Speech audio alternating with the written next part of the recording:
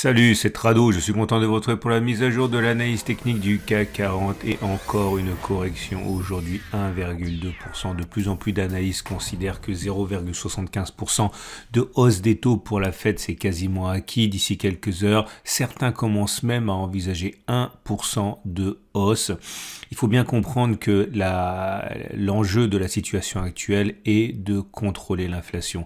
Si la Fed perd tout crédit dans la lutte contre l'inflation, et ça serait alors terminé pour les indices qui s'effondreraient de manière vraiment très préoccupante tant que la Fed donne l'impression, et la BCE également, qu'ils peuvent simplement en augmentant les taux finalement casser les reins à l'inflation, ça va.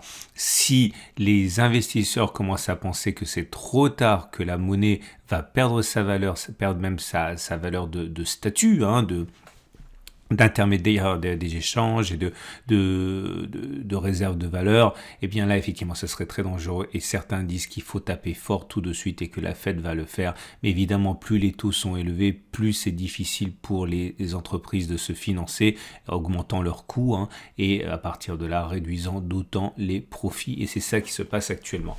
Néanmoins, eh bien, on arrive sur un support. Alors, ce support, évidemment, tous les analystes techniques le voient. C'est le support ici des 58, 90, 57, 55. Je vous avais expliqué que j'accordais pas beaucoup de crédit lors de ce nouvel impact sur la zone jaune ici pour ralentir la baisse des cours. Ça a marché une fois, ça a marché deux fois à retardement, mais cette fois-ci, c'est traversé. Je pense néanmoins qu'un support ici 58, 90, 57, 55 est crédible. Ça veut absolument pas dire que ça va tenir. Qui suis-je pour savoir ce qui va se passer? Mais en tout cas, beaucoup comme moi vont regarder surtout le potentiel gain-risque. Parce que si ça tient, on risque de rebondir, notamment pour aller chercher soit un comblement des derniers gaps, voire un pullback sur l'oblique qui a été cassé ici. Alors que si jamais ça ne tient pas, eh bien le stop de protection il est relativement proche, donc on est sur des ratios gain-risque qui font que beaucoup de traders haussiers vont tenter leur chance sur cette zone, tout en sachant que beaucoup, et ces mêmes traders qui risquent d'acheter, pensent en majorité que ça devrait baisser. Beaucoup envisagent maintenant que la prochaine zone de support ici à 5300 soit touchée. Alors attention, j'y pense, j'ai reçu pas mal de messages, comme d'habitude assez inquiets en ce moment, y compris sous la vidéo pour me demander jusqu'où la baisse. Je vous rappelle, je suis vraiment désolé de me répéter à ce niveau, mais on a fait un webinaire avec Alexandre Baradez, que vous connaissez bien, sa notoriété n'est plus à préciser, intervenant et régulier sur BFM et autres médias. On a fait un webinaire, c'était il y a 2 semaines, sur la situation en cours, et on avait évoqué notamment jusqu'où pourrait continuer la baisse. Alors il suffit de regarder ça, mon opinion n'a pas changé. En fait, les niveaux que j'évoque sont bien ceux qui pourraient être atteints dans un contexte où il n'y aurait pas de changement de paradigme. Et pour l'instant, c'est le cas. Si maintenant les niveaux que j'évoque dans la vidéo devaient être cassés, eh bien là, par contre, ce serait un changement de paradigme et il faudrait que je reprenne mon stylo, ma règle et mes crayons de couleur. Mais pour l'instant, ça reste dans le cadre d'une baisse musclée, mais cadrée, on va dire. Regardez cette vidéo, je la cale en dessous de la vidéo, celle-ci, pour que vous y reportiez, mais vous avez tout, mes niveaux sur les indices américains, sur le Bitcoin, sur l'or, sur le CAC 40, etc. Reportez-y-vous, vous allez voir, ça on approche. Alors, je reviens à la situation. On est toujours dans une situation où les éléments techniques sont baissiers. La moyenne mobile à 7 jours est descendante en dessous de la tendance immédiate et baissière. La moyenne mobile à 20 jours est descendante en dessous de la tendance générale et baissière.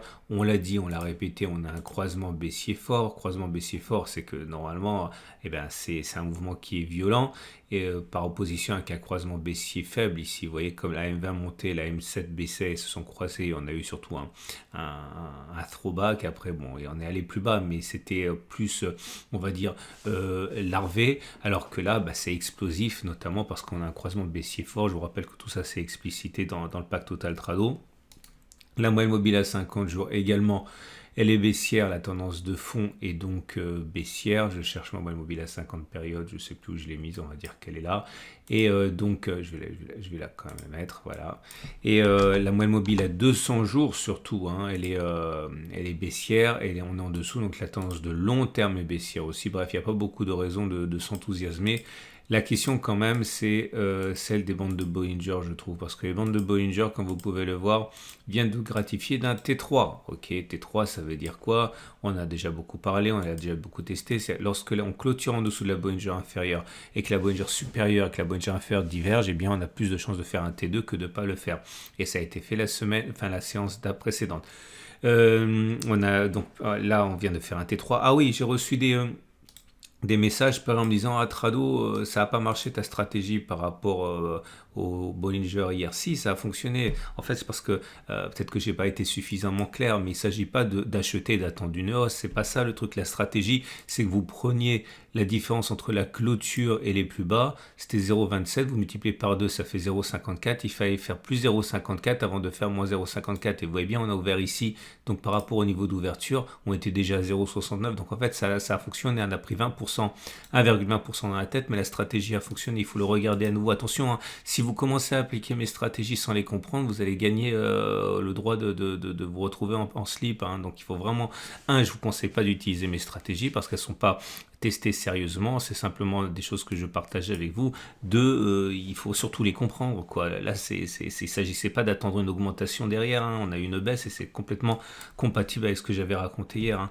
Par contre, là, ce que je veux backtester aujourd'hui avec vous, c'est ce qui se passe après un T3 baissier. Vous voyez, T1, T2, T3 baissier.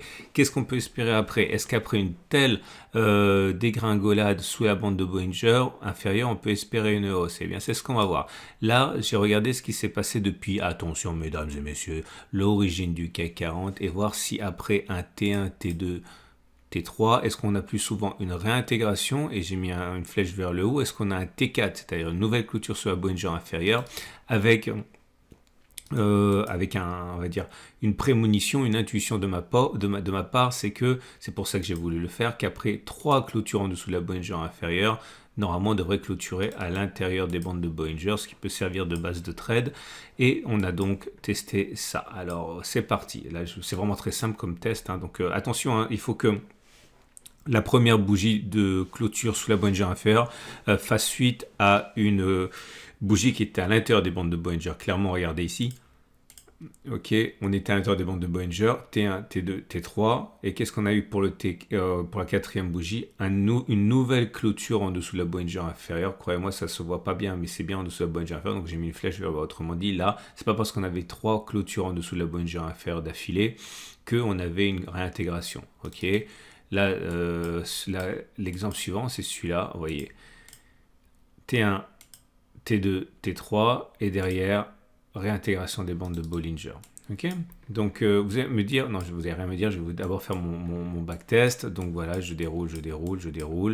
Donc, T4, T4, T4, réintégration, ça se joue pas grand chose, mais croyez-moi, c'est une réintégration, ça se joue à quelques points. Réintégration. Bon, puisque c'est assez long parce que j'ai dû remonter jusqu'à l'origine du CAC 40, je vais meubler en parlant. De toute façon, vous voyez bien ce qui se passe sur les écrans.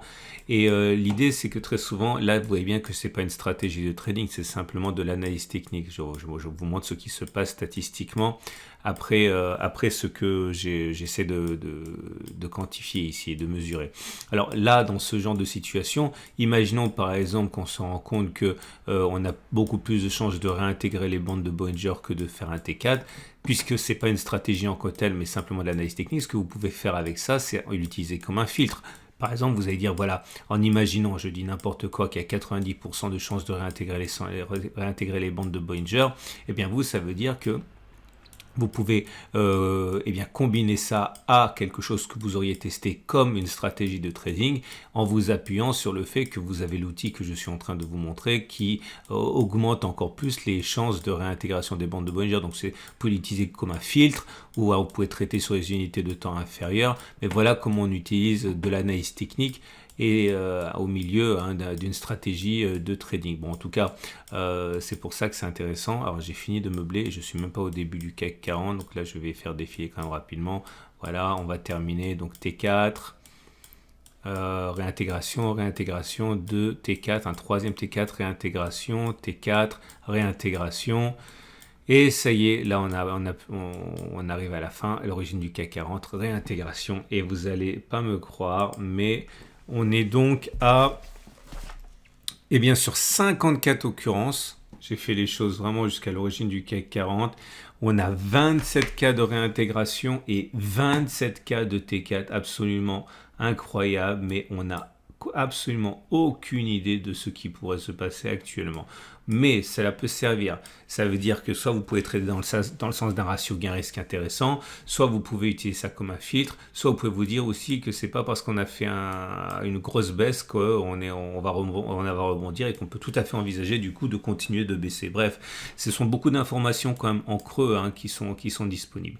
En tout cas, moi je pense que c'est le support hebdomadaire 58, 90, 57, 75 qui intéresse les haussiers. J'en ai déjà parlé. On va terminer. Ah oui, j'ai oublié. Toujours pareil, mon petit chouchou, le three line break qui nous offre un troisième bloc rouge. Mais on le sait, c'est statistique. C'est pas pour rien que je vous parle de ce truc un peu confidentiel, un peu ésotérique. C'est parce que ça fonctionne bien. Et les bougies Aiki-Nashi, sans surprise, nouvelle bougie baissière avec une grande bougie rouge sans mèche haute. Ok. Et on va donc terminer avec les autres indicateurs techniques ne donnent rien. Si regardez quand même, parce que ça c'est intéressant, ça pourrait annoncer quelque chose de prochain. C'est la divergence haussière sur le MACD, c'est-à-dire que vous pouvez bien le voir ici, elle n'est pas activée, mais pour l'instant, on voit bien que les cours ont établi des plus bas, mais pendant le même laps de temps, l'indicateur MACD n'a pas fait de plus bas. Alors pour l'activer, il faut que le MACD croise son signal, mais quand ça se produira, on risque d'avoir une explosion haussière. C'est pour ça que, je l'ai dit hier déjà, ce que j'envisage, c'est que ça baisse et que ça remonte, ok, avant de rebaisser. Maintenant, j'en sais rien, encore une fois, c'est simplement une stratégie. Après, je vais essayer de voir si je peux gagner de l'argent avec une telle stratégie, mais pour l'instant, c'est simplement un scénario comme un autre. On termine avec l'Ishimoku qui est toujours aussi apocalyptique. Ça fait un moment qu'on l'a dit que c'est baissier. Le nuage, il est baissier. Les cours sont sous le nuage. La lagging span confirme elle est sous les nuages également. Et puis surtout, regardez, on vient de casser l'oblique avec... c'est une confirmation de cassure d'oblique. Donc clairement, l'oblique a été cassé par les cours.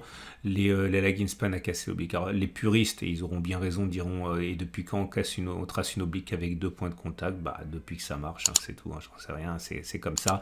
Et pour avoir testé, ça entraîne des comportements moutonniers aussi. Et donc à partir de là, bien éloigné de l'orthodoxie, moi ça me dérange pas de tracer des obliques avec 2 points. Et surtout que maintenant c'est confirmé. Donc on termine avec les trades, toujours les mêmes. Je suis toujours flat, moi vous savez, je suis sorti de mon trade haussier, j'ai déjà expliqué, je ne vais pas répéter. Par contre, ce que je ferai normalement, c'est acheter sur cette zone. J'achèterai un peu ici et un peu en bas, je mettrai un stop de protection en dessous, assez large quand même, parce que ça risque d'accélérer à la baisse si on commence à faire sauter les stops, parce que tout le monde veut faire ça. Objectif retour sur la M7, ok. C'est un truc qui est classique, on peut le faire. Je ne veux pas vous encourager à le faire, mais c'est quelque chose qui serait assez classique. Si vous êtes baissier, par contre, je pense que le mieux, c'est d'attendre le fameux rebond technique, essayer de repérer une zone ici qui est intéressante et puis spéculer à la baisse. Mais bon, à titre personnel, je ne fais rien parce qu'il y a, avec la Fed et tout, c'est compliqué. Il suffit d'une petite panique haussière ou baissière pour tout faire sauter. Donc voilà, les fondamentaux vont jouer beaucoup dans les toutes prochaines heures, donc je vais m'abstenir. Je vous souhaite une excellente journée. Je vous invite encore une fois à regarder le webinaire que Alexandre Baradez et moi vous avons présenté il y a 2 semaines. Rien n'a changé par rapport aux stratégies, aux scénarios. Je vous rappelle également que ce format est sponsorisé par mon partenaire IG, et d'ailleurs je vous montre rapidement la matrice de trading de demain.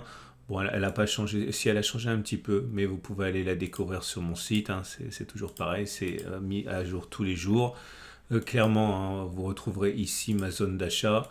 Ici, vous retrouverez des zones de vente, stop de protection au-dessus des zones sur lesquelles vous intervenez. Ne loupez pas la vidéo de l'or. Et bien forcément, oui, beaucoup ont été intéressés par l'analyse que j'ai faite hier sur l'or. Ben justement, c'est le mercredi et le samedi que je publie mes analyses de mise à jour des zones d'accumulation rationnelle. Donc c'est tout de suite après ça. À demain pour la mise à jour et à tout de suite pour l'analyse technique de l'or.